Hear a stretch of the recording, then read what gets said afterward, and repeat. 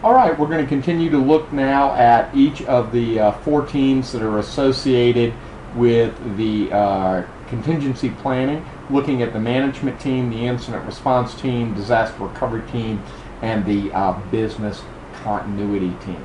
So let's start with that management team first. That management team, as you look at their functionality, is going to be the overarching team that's going to look at collecting information about systems, the threat, doing that DIA, and then working on building plans associated with each of the potential risks that are out there. In doing so, you're going to have a champion, a project manager, and then team members that typically come from managers that are associated with interested fields.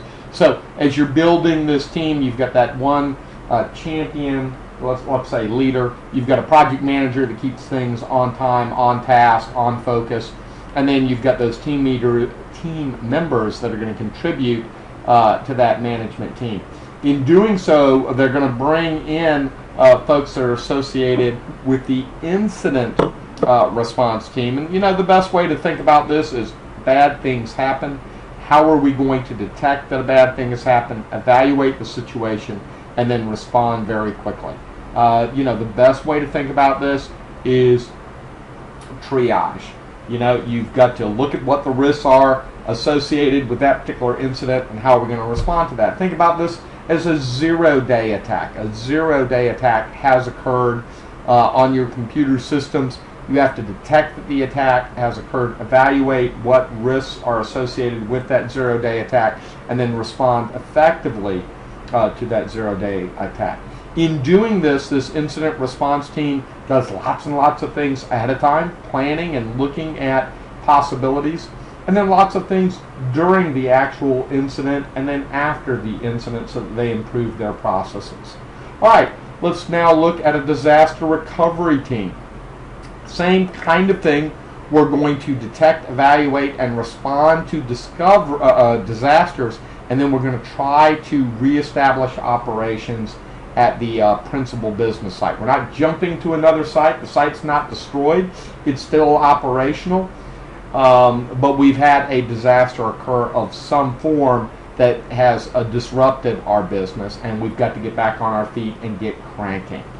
All right, let's shift forward now and look at that third component, business continuity. Our main site is gone. It is no longer functional. We're going to have to set up off-site operations at a different location based on an incident or a disaster occurring. And again, like I talked about in the last video, you want to kind of scale through these. You want to build that incident response capability first, then your disaster recovery, then your business continuity, because that's the order of likelihood of these things occurring. So we've talked about, if I slide back up a couple of slides, we've talked about these four different teams: a contingency planning management team, that overarching team. We've talked about incident response, disaster recovery, and business continuity teams, and the differences. An incident, just keep in your mind that kind of zero-day attack. A disaster, something bad has happened, but you're still operating out of your main site. And then business continuity, you're going to have to shut down that main site, move to a different site, or start operations at a different site. What are the kind of plans you need to put in place? What are the kind of drills you need to put in place to do that transition and bring the business back up? So this concludes this short video looking at the four teams associated with it. And when we get back together, we're going to look at that business impact analysis in greater detail.